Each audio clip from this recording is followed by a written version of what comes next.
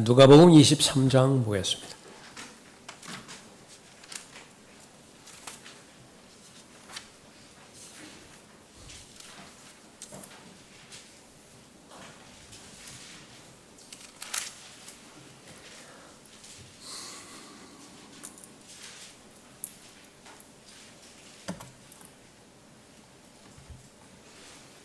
누가복음 23장 33절 받들어 읽겠습니다.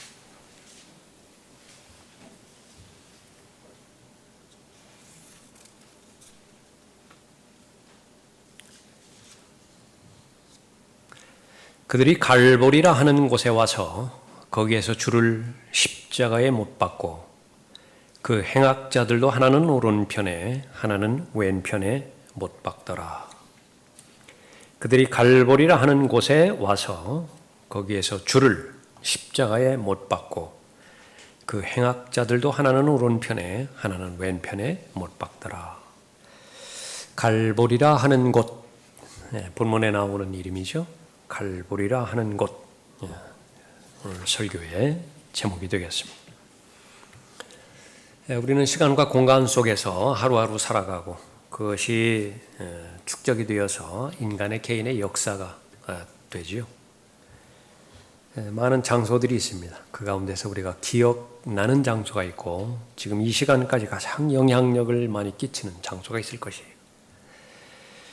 특별한 경우가 아니라고 한다면 고향 생각하면 많은 서러움과 또 많은 어려움들이 그렇게 용해되어지고 또 해결되어지는 그런 장소가 될 것입니다. 아름다운 장소가 있는 것입니다. 아주 영향력 있게 기억 속에 남겨진 그런 장소가 있습니다. 반대로 아주 추악함이 묻어 있고 아주 수치스럽고 그런 장소도 있을 것이, 어떤 사건이 연상되기도 하고 그것이 교실의 강단이었을 수도 있고요. 저 같은 경우에는 냄새에 아주 민감한데 냄새만 맡으면 그때 생각이 들어요. 웬일인지 모르지만 크레용 냄새가 싫어요. 그때로 돌아가고 싶지 않아요. 아우슈비츠 포로 그 수용소가 있죠. 지금 계속해서 지정해 놓고 그것을 기념하고 있는 가장 아픈 장소입니다. 그러나 절대적으로 필요한 그 부분이죠.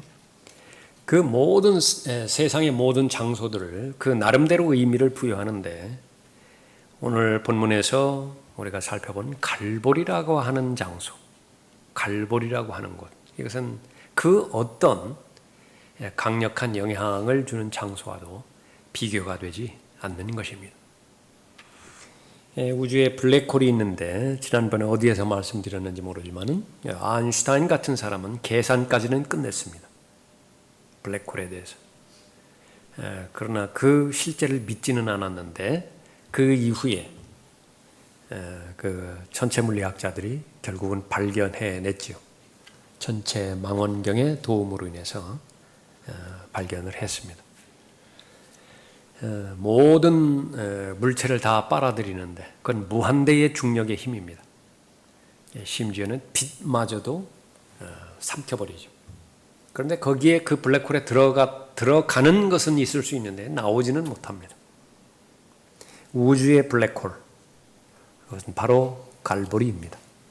모든 것을 다 빨아들이는 것인데 이 세상에는 문제들로 구성되어 있죠. 아주 복잡한 문제입니다. 한 번에 해결되어지는 문제도 있겠습니다만은, 그러나 평생 지속되는 문제부터 시작해서 영원히 풀리지 않는 문제들, 그러나 그곳으로 들어간다고 한다면 다 해결이 되어지는 것입니다. 인생에 있어서 복잡다단한 문제들, 가장 현명하다라고 하는 것은 바로 갈보리라고 하는 장소, 그것을 찾아가는 것입니다. 갈보리라고 하는 장소, 어떤 장소인 것인가? 제일 먼저는 이것이 인류의 역사가 시작되기 이전에 하나님께서 계획하시고 하나님의 선지자들을 통해서 예언하셨던 예언의 장소였습니다. 예수님도 이 부분을 언급을 하셨고요. 그들이 주를 십자가에 못 박은 후 주의 옷들을 제비 뽑아 나누었으니 이는 선지자를 통하여 그들이 그들 중에서 나의 옷들을 나누고 또 나의 속옷을 놓고 제비 뽑았나이다라고 하신 말씀이 이루어지게 하려 함이었더라. 이사야 53장에 이미 선지자를 통해서 예언이 되어 있고요. 시편 22편 대표적인 본문에 예언이 되어 있죠. 레위기에 나오는 모든 희생 제사 그 제도, 그것은 바로 이 장소를 겨냥하고 있습니다. 이 장소가 지금 성경에서 계시되지 않는다라고 한다면 그것은 무의미한 것들이에요. 바로 갈보리라고 하는 장소를 겨냥한 것이죠. 예수 그리스도께서 바로 마침내 이 장소를 지명하신 것입니다. 보라, 우리가 예루살렘에 올라가면 인자가 선임 제사장들과 서기관들에게 넘겨질 것이며 그러면 그들이 그에게 사형을 선고하리라. 또 그들이 그를 이방인들에게 넘겨주어 조롱하고 채찍질하며 십자가에 못 박으리라. 여기까지는 암울하고요. 그러나 한 가지 추가되어지는 예언의 말씀이요. 이 블랙홀을 온전한 소망으로 다 바꿔버리는데 그러나 셋째 날에 살아나리라. 갈보리입니다. 세상의 기초가 놓인 이래로, 세상의 기초가 놓이기도 이전에 하나님께서 계획하신 곳이 바로 갈보리였다라고 하는 것이죠. 이 갈보리라고 하는 곳, 어떤 곳이냐? 그것은 고통의 장소입니다. 고통의 장소가 한둘이겠어요? 비참한 장소가 한둘이겠습니까? 우선 전쟁터가 생각이 나겠죠. 과원, 그것도 역시 마찬가지로 고통의 장소일 것입니다. 부모의 사랑을 듬뿍 받으면서 정상적으로 자랐어야 되는 그 어린 혼들이 어릴 때부터 자기 스스로 살아가야 되는 그런 환경에 노출돼서 방치돼서 살아가야 되니까 그렇죠. 장례식장, 제일 큰 아픔의 장소이지 않겠습니까? 종교적으로 따지자고 한다면 암흑시대 때의 마녀사냥, 순교자들, 그러나 그 모든 고통을 다 합산한다 해도 갈보리의 고통과 비교가 되어지지 않습니다. 제9시경에 예수께서 큰 음성으로 소리질러 말씀하시기를 엘리 엘리 라마 사박다니 하시니 이는 나의 하나님 어찌하여 나를 버리셨나이까 라는 말이라. 이것이 어떤 고통이냐? 이것은 몸의 고통, 그것을 넘어서서요, 혼의 고통, 그것도 다 만족하지 않습니다. 영의 고통까지. 예수님께서 받으실 모든 고통을 다 받으신 것인데 이것은 바로 둘째 사망의 그 고통을 직접 경험하신 표현입니다. 아버지 하나님으로부터 분리가 된 거예요. 아버지 하나님으로부터 분리된 곳에는 하나님의 분노가 있죠. 하나님의 저주가 있죠. 하나님의 심판이 있죠. 그걸 다 경험한 것입니다. 그리고 이 갈보리라고 하는 이 장소, 이것은 바로 구원이 완성된 곳이기도 하죠. 구원은 다른 말로 하면 채무관계예요. 빚진 자입니다. 죄에 대한 빚, 그것을 무슨 수로 갚아요? 갚을 방법이 없는 것인데 갈보리 십자가에서 이 채무가 다 지불된 것입니다. 그때 예수께서 그 식초를 받으시고 말씀하시기를 다 이루었다 하시더니 고개를 떨구시고 숨을 거두시더라. 다 이루었다. 예수님만 다 이루었다 말씀하시면 뭐예요? 죄인들을 위해 죽으실 목적으로 오신 하나님의 어린 양이라 그 선포를 취임된 요한만 선포하면 뭐예요? 다른 종교 지도자들은 그 말 안 했어요? 그 똑같은 표현은 안 했지만은 그거 다 다른 사람들의 죄 문제를 위해서 죽었다라고 그렇게 할 거 아니겠어요? 사실이냐 그 말이죠. 그것이 사실이냐라고 하는 거예요. 그러니까 그것을 입증해 주는 것이 죽은 자들로부터 부활하신 사건입니다. 하나님께서 인정하셨어요. 하나님께서 인정하신 유일한 하나님과 죄인들 사이에 다리를 놓는 제물, 화목 제물입니다. 예수 그리스도밖에 없어요.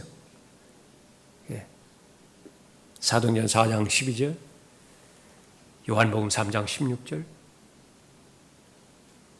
요한복음 5장 24절. 그는 우리의 죄들을 위한 화목제물이시니 우리뿐만 아니라 온 세상의 죄들을 위한 것이니라. 그 결과가 어떻게 됐어요? 오늘 두 번째 찬송 불러드린 것처럼 십자가를 통하여 우리가 자유를 주셨습니다. 진정한 자유는 뭐예요? 하나님을 마음껏 섬길 수 있는 자유입니다. 그 목적으로 창조되었으니까. 진정한 자유는 무엇입니까? 하나님과 깊은 관계 가운데서 친밀함 가운데서 교제하는 것입니다. 그 목적으로 창조되었으니까. 진정한 자유는 무엇입니까? 자원하는 마음으로, 하나님을 사랑하는 마음으로 맡겨주신 통치권, 하나님께서 은혜 가운데 베풀어 주시는 상속권, 그걸 누리는 것입니다. 향유하는 것이에요. 그 목적으로 창조하셨으니까. 그것이 어디에서 이루어졌느냐? 갈보리 십자가에서 이루어진 것입니다. 이 갈보리라고 하는 곳, 오늘 구체적으로 살펴본 것은 우리가 하루하루 살아가는 능력을 주는 곳입니다. 사형틀이죠.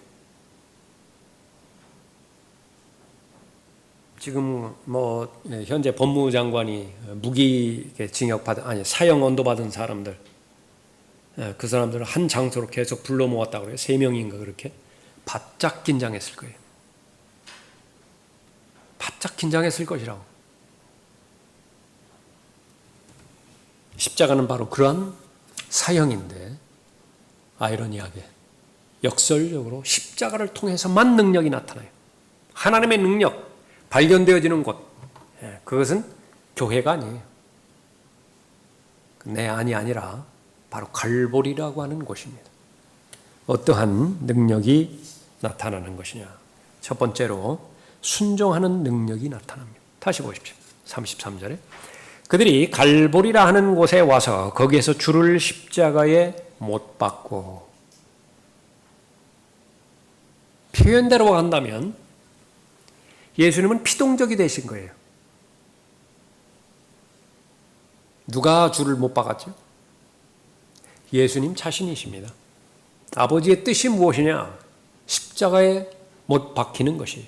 아버지의 뜻은 모든 피를 쏟아내고 죄인들의 죄값을 지불할 목적으로 죽으시는 것입니다.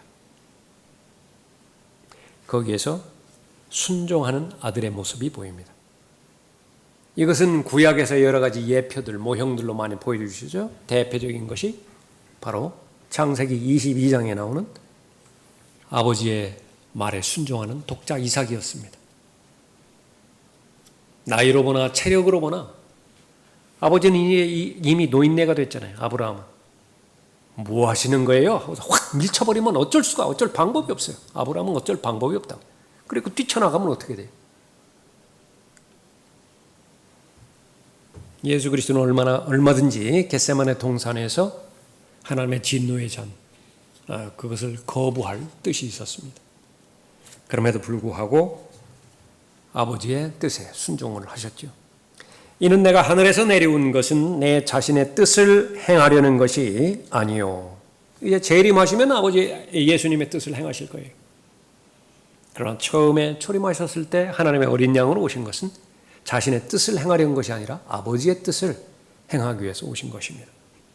나를 보내신 분의 뜻을 행하려는 것입니다. 이것이 나를 보내신 아버지의 뜻이니 즉 그분께서 내게 주신 모든 사람을 하나도 잃지 않고 마지막 날에 다시 살리는 것이라. 모든 사람이 구원을 받기를 원하는 것이 하나님의 뜻인 것인데, 거룩하시고 공의로우신 하나님께서 모든 사람을 구원하기 위해서는요, 그 죄값을 치러야 된다고요. 예수 그리스도만이 할 수 있는 그런 일이죠. 하나님의 뜻을 마음을 다하여 순종하는 아들의 모습을 갈보리 십자가에서 볼 수 있죠. 믿음의 창시자여 완성자 아니에요. 그분을 바라보았을 때 그 갈보리라고 하는 그 재단에서 우리는 순종할 수 있는 능력을 부여받게 되는 것입니다. 내 자신이 생각하고 막 계산하고 환경을 살펴보고 어렵다고. 불가능합니다.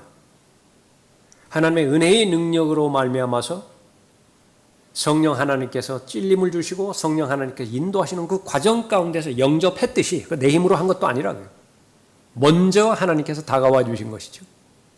그 이후로 행하는 모든 것들, 우리는 힘이 있어야 믿음의 일부를 내딛지요. 그러니까 십자가는 바로 그런 부분입니다. 예수님을 가장 잘 따랐던 베드로가 인간의 관점에서 십자가를 강력하게 반대를 하고 붙들고 말리기 시작했죠. 주여 그럴 수 없나이다. 이런 일이 결코 주께 있어서는 아니되옵니다. 예수님께서 즉각적으로 사탄아라고 책망하셨죠. 사탄아 내 뒤로 물러가라. 너는 나에게 걸림이 되는도다. 성령 하나님으로부터 나오는 순종의 능력을 소유하지 못한다고 한다면 아무리 좋은 의도에서 열심으로 하나님을 섬긴다고 해본다 하더라도 이게 걸림이 돼요. 이게 자연스럽지가 않아요. 자연스럽지 않다라고 하는 것은 열매로 연결이 안 된다 그 말이죠. 베드로의 그 충성심은 누가 의심하겠습니까? 그러나 그것이 의미가 있기 위해서는 그것이 바로 십자가를 통과를 해야 돼요. 베드로는 머지않아서 십자가를 통과하죠. 그러므로 인해서 예수 그리스도의 발자취를 따라가는 데 있어서 아주 귀한 본이 되어지는 것입니다. 예수님은 하나님이시기 때문에 아버지의 뜻에 순종하였다. 그 부분은 완전히 버려야 됩니다. 겟세마네 동산에서는 우리와 똑같은 성경으로 그렇게 접근해야만 이해가 되어지는 거예요. 그래야 문제가 풀려요. 하나님이시니까 순종할 수 있었지. 마귀가 주는 생각이. 아버지시여, 원하시는 이 잔을 내게서 옮겨주옵소서. 그러나 내 뜻대로 하지 마옵시고 아버지의 뜻대로 하옵소서. 그렇게 해서 결국은 아버지의 뜻에 순종을 하셨죠. 이루어 놓으셨죠. 바울이 이 사실을 빌립보서 2장 8절에서 기록하고 있습니다. 그리하여 사람과 같은 모양으로 나타나셔서 자신을 낮추시고 죽음에까지 순종하셨으니 십자가의 죽음에까지라. 그래서 십자가의 죽음에까지 순종한 그 예수 그리스도를 구주로 영접하고 삶의 주님으로 섬기고 동행하는 모든 사람에게 기꺼이 말하는 거예요. 죽기까지 신실하라. 가장 큰 영광이기 때문에 그런 것입니다. 예수님은 십자가의 죽음에까지 순종하셨습니다. 십자가를 진다라고 하는 것, 그것은 죽음을 말하는 것이지만 죽음 안에는 많은 것들이 포함이 되어 있죠. 수치가 포함이 되어 있고요. 또 희생이 포함되어 있고 값을 치러야 되는 대가가 거기에 포함이 되어 있는 것입니다. 그러나 예수 그리스도를 따르기 위해서는 그것들 없이 어떻게 따릅니까? 불가능하죠. 그래서 1차적으로는 내가 하나님과 동행하고 하나님을 섬긴다라고 하는 것에 대해서 첫 번째 단계는 처절하게 절망해야 돼요. 그건 벽이 높아도 너무 높아요. 뭐 어느 정도라면 해볼만 할 텐데 이건 뭐 불가능해요. 시도조차 하지 못한다고요. 처음에 잘 모를 때는 그냥 할 수 있을 것 같지요.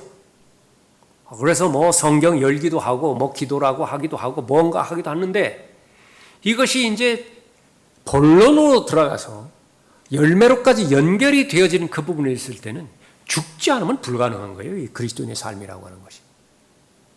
신앙생활, 믿음 생활이라고 하는 것은 부활의 능력으로 살아가는 것인데 죽음에 대한 경험 없이 어떻게 부활의 능력이 있는 거예요? 불가능하다고요.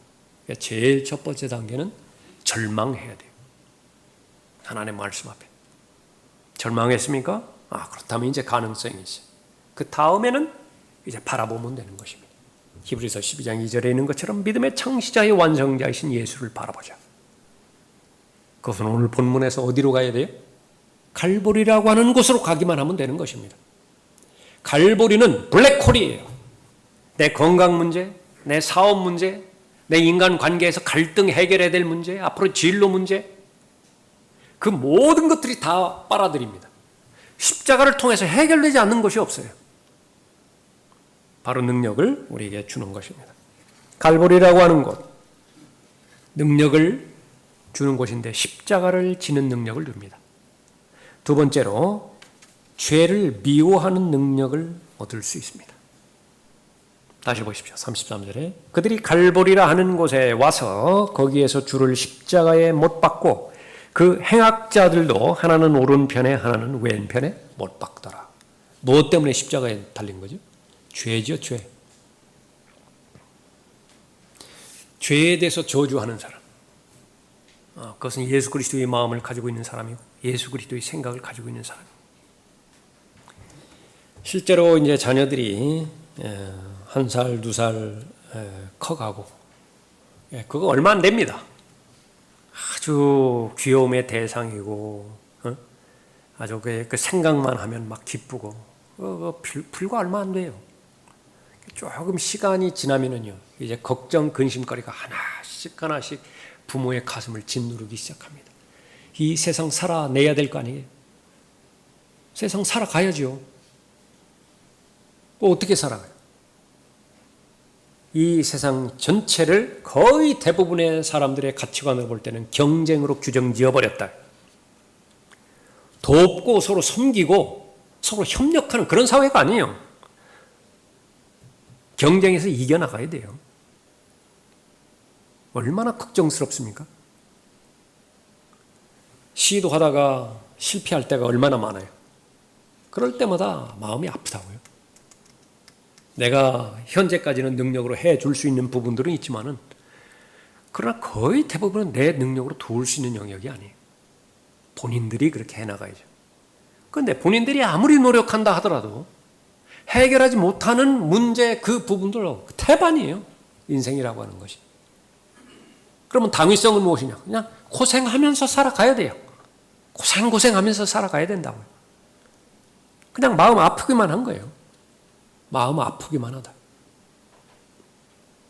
그리스도 안에 들어와서 바로 죄와의 전투에 있어서 승리의 삶을 살 때 예수 그리스도께서 오신 약속의 말씀 온전하게 성취되는 것이죠.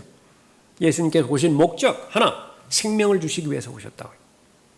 그 생명을 실현시켜주기 위해서 오셨죠. 그것이 풍성한 삶이에요.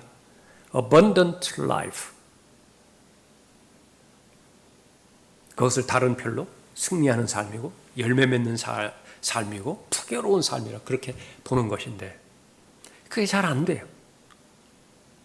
본래 하나님께서 이스라엘을 선택하셨을 때 막 고생이나 지질이 하라고 하나님 앞에 반역하고 의도적으로 하나님 곁을 떠나서 아시리아로부터 바빌론으로부터 페르시아로부터 이제 로마로부터 이제 조금 있으면 적 그리스도로부터 짓밟히기나 하라고 선택하셨는가? 그런 목적으로 선택하셨어요? 그 모습들을 보았더니 예수님께서 바라보시는 관점은 불쌍했다고요. 너무 가여워요. 불쌍하다고. 그 마음들입니다. 부모의 진실된 부모의 안 된 거예요. 그냥 불쌍해요. 내가 살아온 인생 50년, 60년, 70년 생애를 걸어왔을 때 얼마나 많은 우여곡절들이 있었어요. 그거를 똑같이 겪어야 돼요. 다음 세대가. 그런데 그 정도로만 해도 다행일 것이라고요. 더 악해지죠. 세상은 더 살기 어려워졌다고요. 그 전에는 그럭저럭 땀만 흘리면 돼요. 그러나 지금은 땀만 흘려가지고서는 안 돼요. 어림도 없다고요. 그러니 어떻게 걱정이 안 되겠어요. 마찬가지로 믿음의 삶 가운데서도 우직하게 단순한 마음으로 순수한 마음으로 어린아이와 같은 마음으로 아멘 믿습니다. 그러면 해결될 때가 있었다고요. 그러나 우리가 사는 이 마지막 날들은 그렇게 호락호락한 날들이 아니라 마귀의 가장 마지막 술책, 그것은 마귀의 신학을 가지고 접근하죠. 마지막 날들 마귀의 교리를 가지고 접근한다.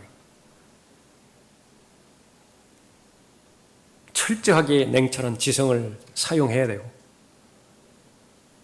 그것이 뜨거운 마음으로 받쳐주지 않으면 지성을 소유하지 않으니만 못하다라고 하는 결과를 알기 때문에 우리의 마음도 계속해서 뜨겁게 달고 나가야 되는 거죠. 그런 경우가 얼마나 되겠어요? 승리해서 하나님 앞에 영광 돌리고 하나님의 말씀에 대한 간증을 그렇게 심고 그러는 횟수보다는 비교할 수 없을 정도로 넘어지고 뒤처지고 백슬라이딩하고 처절하게 깨지고 그래서 또 한 번의 자백의 기회를 주셨을 때 또 그 앞으로 나오고 안 됐잖아요. 불쌍하잖아요. 그런데 사람의 관점에서는 안 되고 또 불쌍하고 또 가엾게 여기고 그런 부분이지만은 예수님의 관점은 다른 거예요. 너희 저주받은 자들아, 내게서 떠나 마귀와 그의 천사들을 위하여 준비한 영원한 불 속으로 들어가라. 무엇 때문에 그런 거지? 죄의 본질을 지적하시는 거예요. 저주할 수 있어야 됩니다. 혐오할 수 있어야 되고 미워할 수 있어야 됩니다.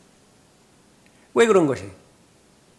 그것이 바로 아담 첫 번째 사람의 죄 때문에 형제간에 살인이 벌어진 거예요. 그것을 두 눈 똑똑히 지켜보았던 사람이 아담이라고 해요. 아담의 심정을 한번 생각해 보세요. 자기를 얼마만큼 저주했겠는가. 마찬가지로 지금 왜 그렇게 사람들이 정상적인 삶을 살아가지 못하고 분명히 더더군다나 구원받고 진리의 지식을 안다라고 하는 사람들도 그렇게 계속해서 자유를 향유하지 못하고 자유를 향유할 때 여유가 있는 것인데 여유가 없으니까 아주 조급하죠. 충동질 하는 것에만 일일이 1대1로 다 대응하죠. 얼마나 날카로워요. 그 모든 본질이 무엇이냐 그러면 죄예요, 죄. 그러니까 근원을 보고서 그것을 미워하고 증오할 수 있어야 되는데 그것이 예수 그리스도의 마음입니다. 무기를 생산하는 무기 공장 비유로 말씀드렸지만 계속해서 생산하는 무기들만 처리하는 데는 그건 한도 끝도 없어요. 무기 공장을 폭파시켜야 되는 것인데 갈보리라고 하는 장소에서 해결이 되어지는 것입니다. 이런 연유로 한 사람에 의하여 죄가 세상에 들어오고 그 죄에 의하여 사망이 왔으니 그리하여 모든 사람이 죄를 지었으므로 사망이 모든 사람에게 전달되었느니라. 죄의 목록 성경에서는 뭐 수십 가지 한 100여 가지 그렇게 되지만 그게 다예요. 지금은요 밖에 나가면은 모두가 다 죄의 대상들이에요. 그 전에는 죄를 지으려면 노력을 좀 했어야 됐어요. 멀리 가야 되고요. 돈을 써야 되고 그 전에서부터 작정을 해야 돼요. 내가 그 죄를 지어야지. 요즘은 어림도 없어요. 그냥 보는 곳마다 죄의 대상들이 돼버렸다.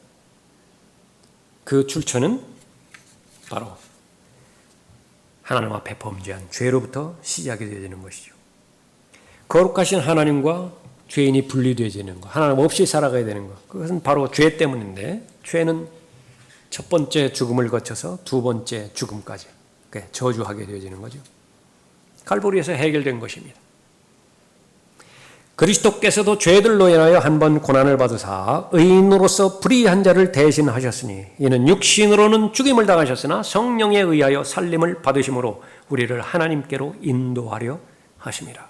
하나님께로 인도받은 사람, 그 사람은 하나도 예외 없이 모두가 다 중독자였다고요. 알코올 중독자의 회환, 그걸 우리가 좀 알 필요가 있다고요. 술이 깨어나고 그렇게 됐을 때 자신이 저지른 짓들을 한번 생각해 봤을 때 불쌍하게 한이 없는 거예요. 그 자기 아내는 자기 자녀들 그나마 그렇게 꾸려가려고 해서 그 콩나물 값이 그 얼마라고 해서 뭘 깡내 안 깡내 막 이렇게 하는 것인데 자기 한 번 술에 그렇게 시작을 해가지고서 입에 알코올이 들어가는 순간부터 시작해서 모든 분별력을 상실해가지고 다 가사탕진 다 해버려요. 그 사람이 자기 가족을 돌아봤을 때 그 회환. 그런데 다음에 또 해야 돼요. 그 짓을 또 해야 된다고. 지금 어느 정도 정상으로 돌아왔을 때는 한없이 불쌍하다고요. 아내도 불쌍하고 자식도 불쌍하고. 그런데 그것을 또 반복을 해야 되니. 그런데 중독되지 않은 죄가 어디 있습니까? 죄는 다 중독을 시킨다고요. 거기에서 겨우 빠져나왔어요. 그러면 이제부터는 사명감이 생깁니다. 주어진 시간, 주어진 여건 최대한 동원해가지고서 알코올 중독자들 찾아다니는 거예요. 하나라도 더 중독에서 해방시키려고. 만날 때마다 자기 얘기잖아. 나는 당신보다 더 지독한 저주받은 삶을 살았어. 그러나 살기 위해서는 죽었다고 한번 생각해야 돼요. 필요하다면 병원에 입원도 해야 되고 다시 한번 살아봅시다. 그런데 그렇게 잘 하다가 또 의지를 꺾고서 다시 술로 돌아갔어요. 그 사람의 마음이 어떻겠어요? 저주의 마음이라고요. 그 지긋지긋한 알코올, 술, 아주 저주스럽다고. 그런데 그것이 죄와 비교나 되겠습니까? 죄를 저주할 수 있어야 되고 죄를 미워하고 혐오할 수 있는 것인데 그것이 능력이에요. 그리스도인의 능력이 있어야 된다고요. 그 능력이 없으면 어떻게 해요? 계속 마음에 두 마음으로 나뉘어져요. 죄 지을 환경이 되지 않아서 그 죄에 휩쓸리지 않는 것이지 죄 지을 환경만 되어졌다 그러면 덥석 물어버리는 거예요. 하나님의 자비하심 가운데서 하나님의 은혜 가운데서 부모님의 기도 가운데서 지금 그 여건이 열리지가 않았을 뿐이에요. 근데 그 여건이 주어졌다 그러면 덥석 물어버린다니까요. 왜? 힘이 없어요. 능력이 없어요. 저항할 힘이 없다고. 해결책은 무엇입니까? 갈보리라고 하는 곳으로 가면 돼요. 거기서 행악자 두 사람 매달렸죠. 죽음에 해당되지는 죄예요. 모든 인류가 죽음에 해당되지는 죄를 다 지어야 되는데 예수 그리스도께서 가운데 달리신 예수 그리스도는 그 모든 세상 죄를 다 지신 거죠. 다 제거하신 것입니다. 갈보리라고 하는 십자가, 갈보리라고 하는 장소, 십자가를 지는 능력을 얻는 것입니다. 마지막 세 번째로 진정한 하나님의 사랑의 능력을 얻는 곳입니다. 죄에 대해서는 하나도 남김없이 하나님께서는 심판하십니다. 그 죄를 지은 죄인을 구원하기 원하시는 것도 하나님의 계획이에요. 거기에 사랑이 연결이 되어집니다. 그러나 자비가 풍성하신 하나님께서 우리를 사랑하신 그의 큰 사랑으로 인하여 죄들 가운데서 죽었던 우리를 그리스도와 함께 살리셨으니 하나님의 사랑이 어디와 연결이 되는 것이냐?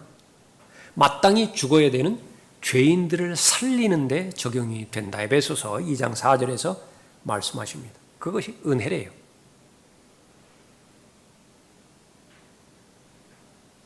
죄들 가운데서 죽었던 우리를 그리스도와 함께 살리셨으니 너희가 은혜로 구원을 받은 것이니라.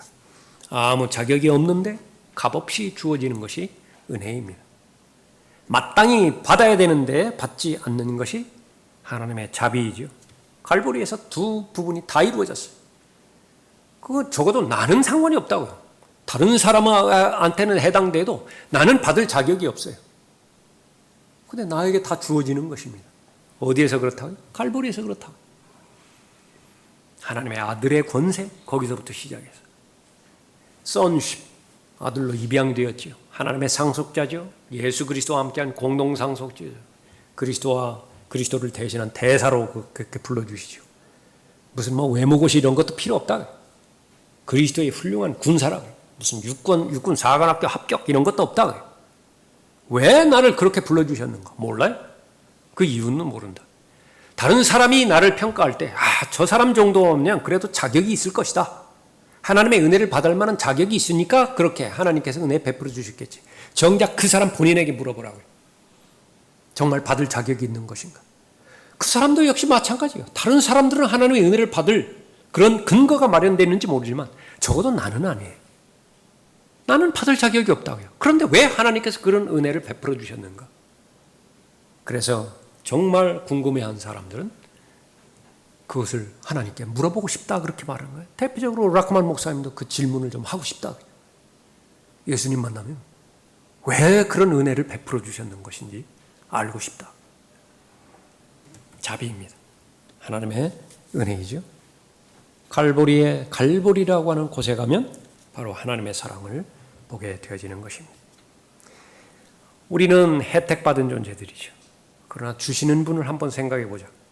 창세기 22장에서 아브라함과 이삭과의 관계. 이삭은 예수 그리스도를 예표했다라고 한다면 이삭의 아버지 아브라함은 누구를 예표하겠어요? 아버지 하나님이에요. 그 청천벽력 같은 그 명령이 하나님으로부터 내려졌을 때 모리아산으로 가죠. 바로 이곳이 갈보리라고 하는 똑같은 장소인 것입니다. 네 독자 이삭을 바치라고 말씀하셨을 때 우리는 편안하게 세상의 기초가 놓이기 이전에 아버지 하나님께서 예수 그리스도를 하나님의 어린 양으로 보내주실 것이라고 그렇게 계획하셨다라고 보지만은 신인 동형이라고 하는 그런 부분이죠. 하나님의 마음을 사람의 마음에 견주어서 추론해 보는 것이죠. 아브라함의 마음이에요. 하나뿐이 없는 자기의 우상이 될 만한 그런 대상이거든요. 그만큼 사랑의 대상입니다. 자기보다 더 고귀하고 더 가치 있는 대상인데 그 대상을 바쳐야 되는 것이 바로 아버지 하나님께서 행하셔야 될 갈보리 십자가에서 아들을 매달아 놓으시고 진노의 잔을 입을 크게 벌리고 거기에 모든 진노를 다 쏟아 부으셔야 된다.